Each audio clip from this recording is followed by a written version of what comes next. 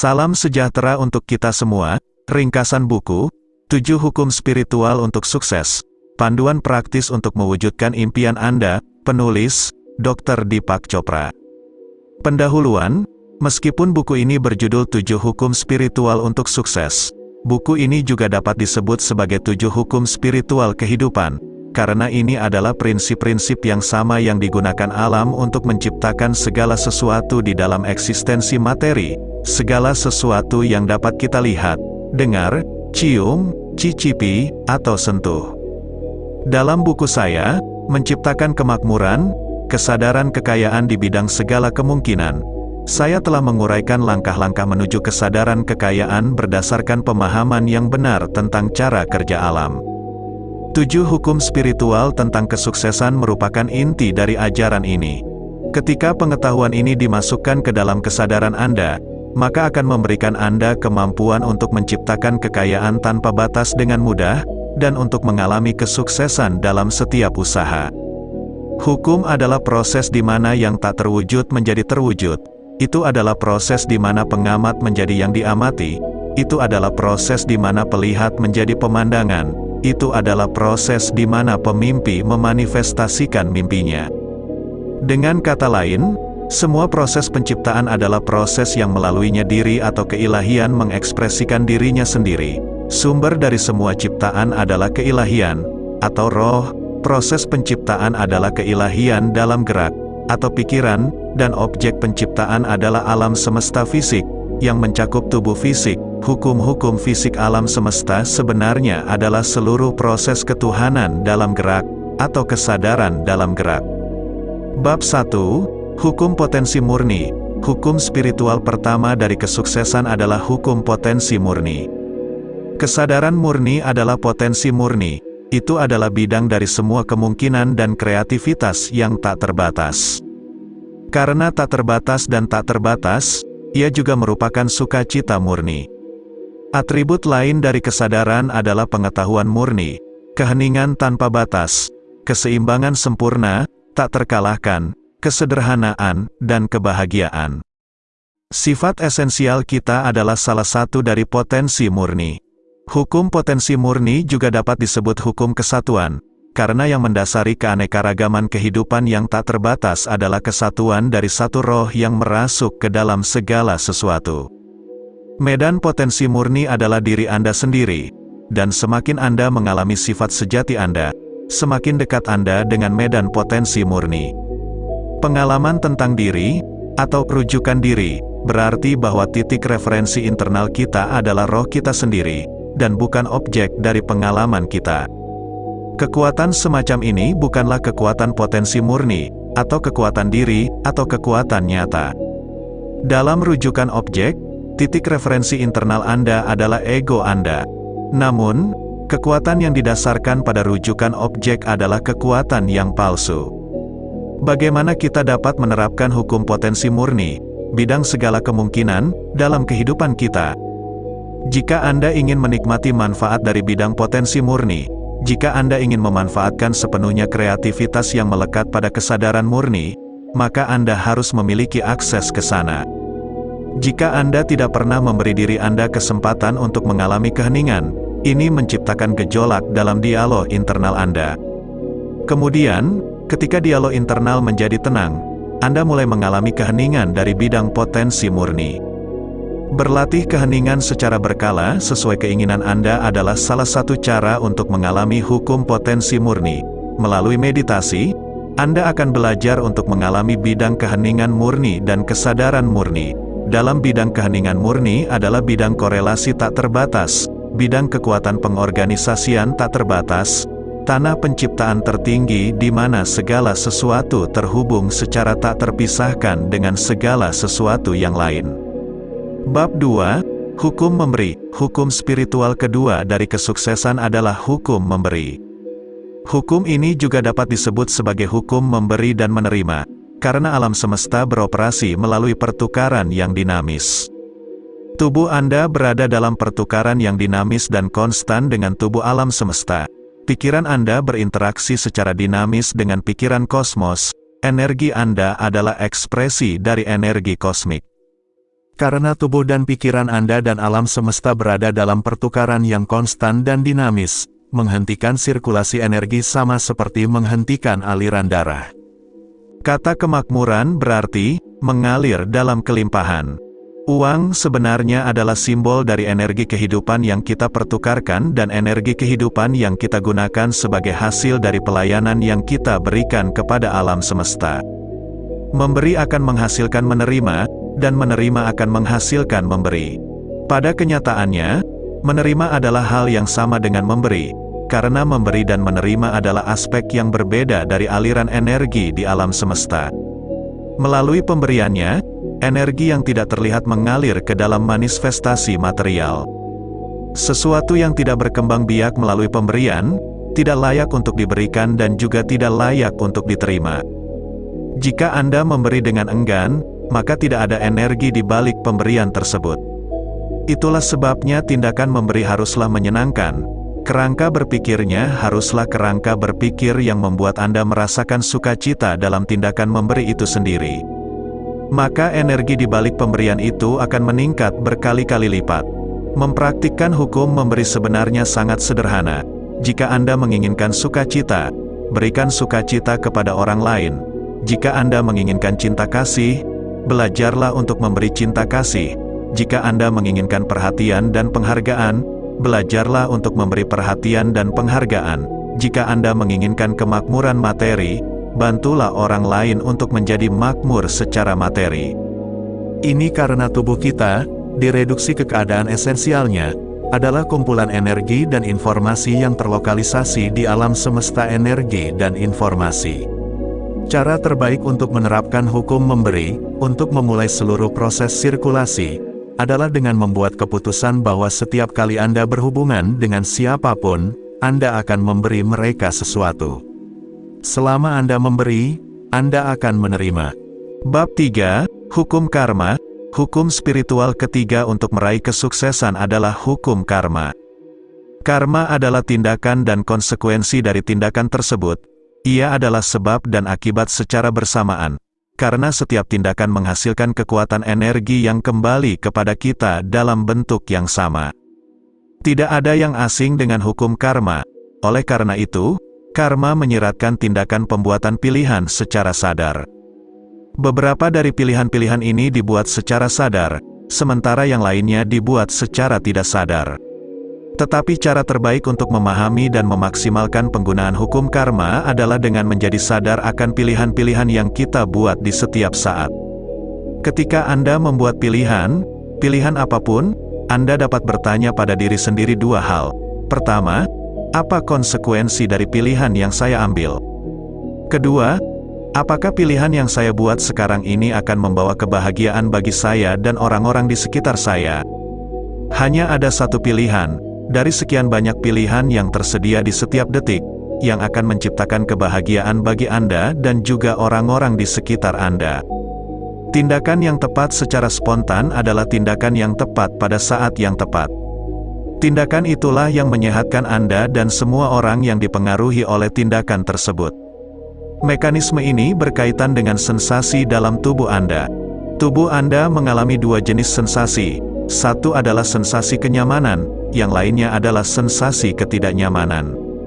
Pada saat Anda secara sadar membuat pilihan, perhatikan tubuh Anda dan tanyakan pada tubuh Anda, jika saya membuat pilihan ini, apa yang akan terjadi?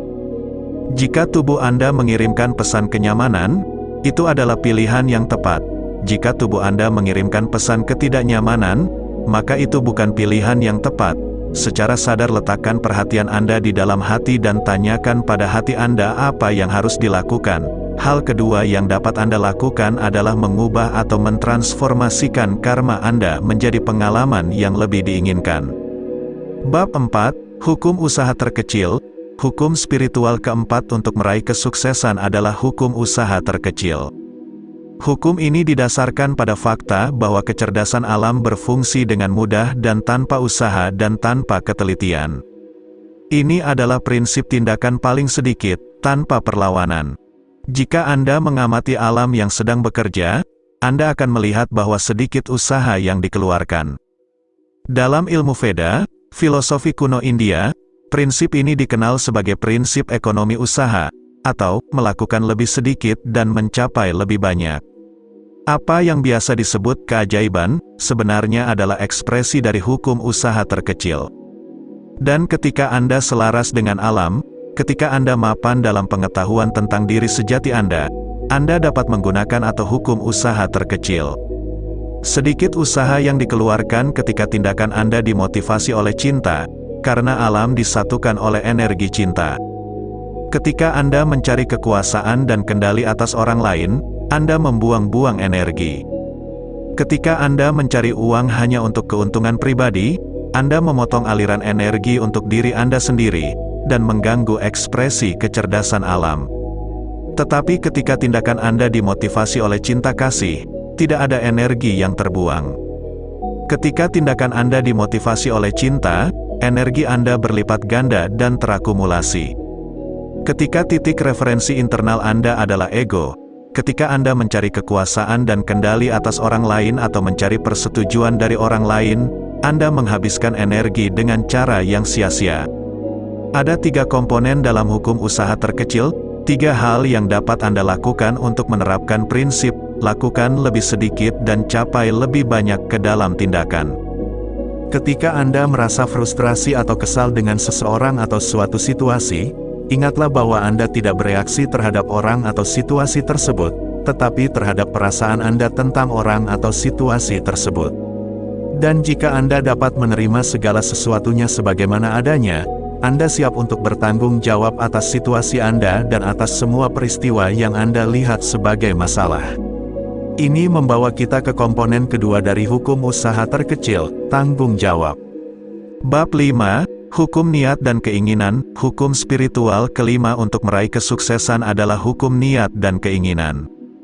Faktanya, pada tingkat medan kuantum, tidak ada yang lain selain energi dan informasi.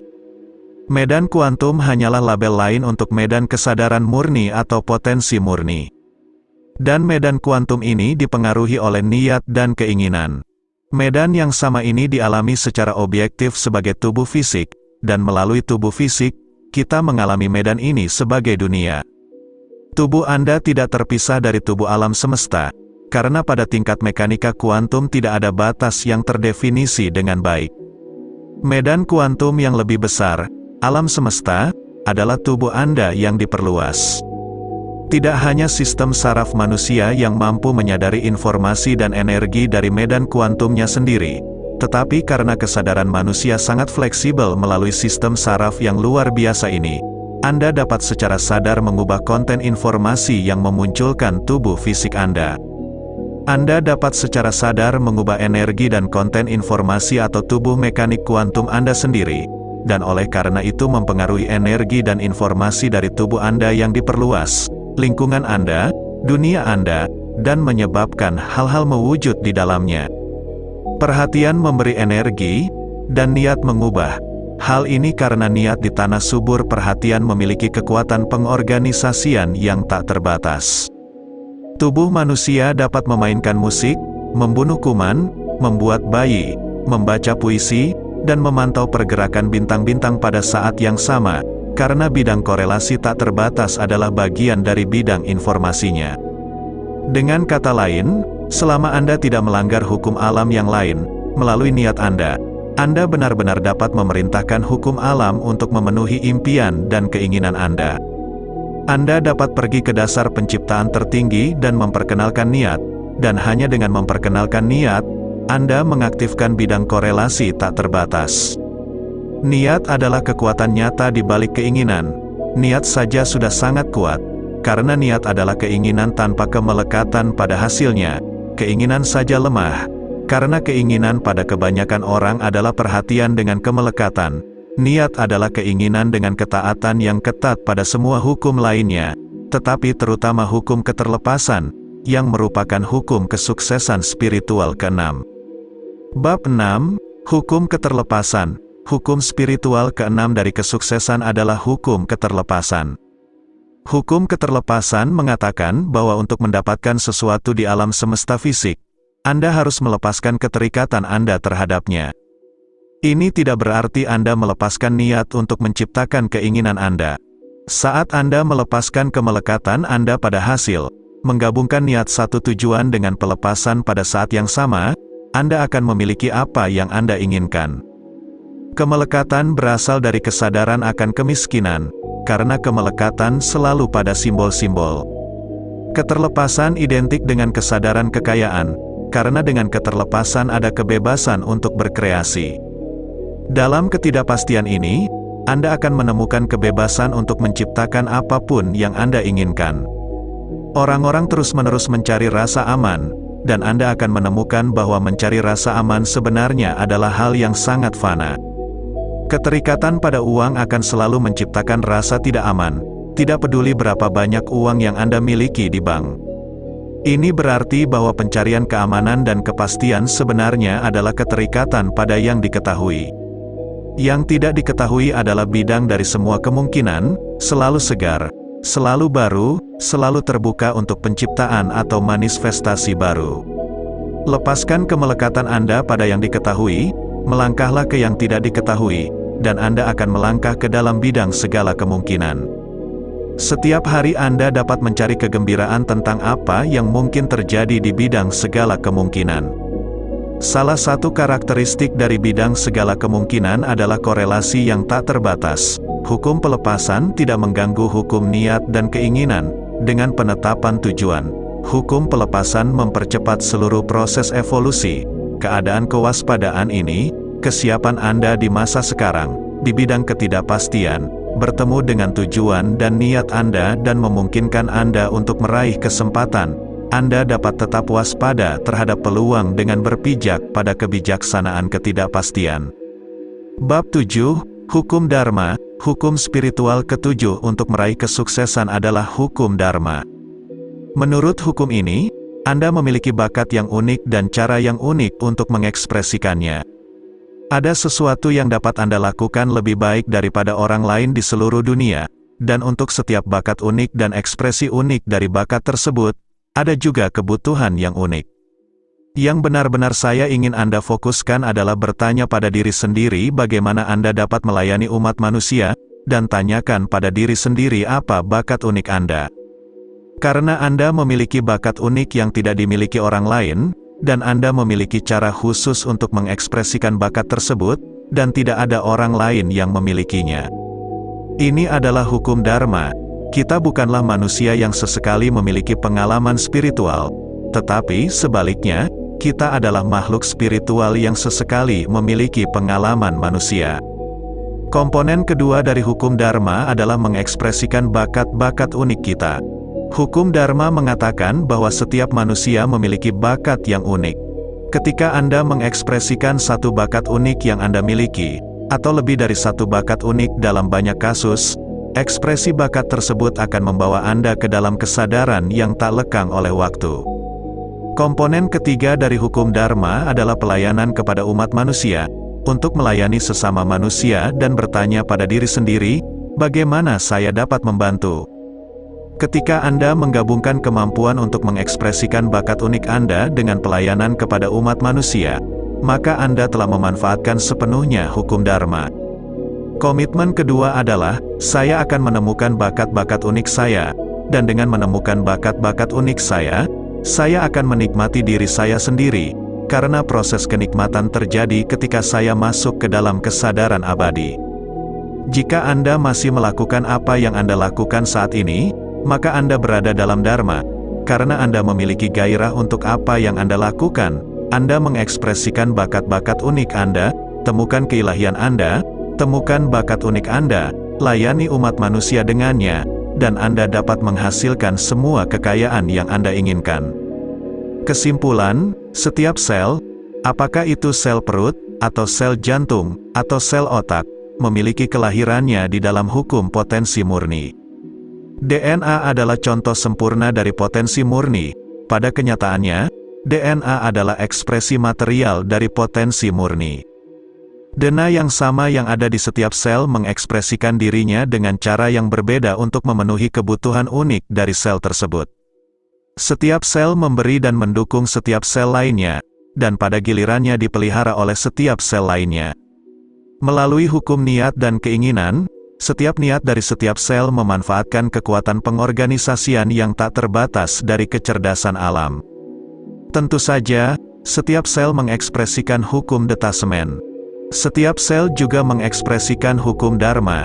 Setiap sel harus menemukan sumbernya sendiri, diri yang lebih tinggi. Ia harus melayani sesama makhluk dan mengekspresikan bakat-bakatnya yang unik. Sel jantung, sel perut, dan sel kekebalan tubuh semuanya memiliki sumbernya di dalam diri yang lebih tinggi, bidang potensi murni.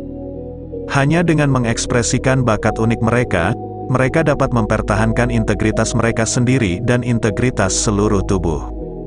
Sel-sel jantung ingin membantu sel-sel kekebalan tubuh. Sel-sel kekebalan tubuh ingin membantu sel-sel perut dan paru-paru, dan sel-sel otak mendengarkan dan membantu setiap sel lainnya. Setiap sel dalam tubuh manusia hanya memiliki satu fungsi, untuk membantu setiap sel lainnya. Hukum potensi murni dialami melalui keheningan, melalui meditasi, melalui tidak menghakimi, melalui persekutuan dengan alam, tetapi diaktifkan oleh hukum memberi. Begitulah cara Anda mengaktifkan hukum potensi murni. Melalui penggunaan hukum ini, dengan mengekspresikan bakat-bakat unik Anda dan memenuhi kebutuhan sesama manusia, Anda mulai menciptakan apapun yang Anda inginkan, kapanpun Anda menginginkannya. Sekian dan terima kasih.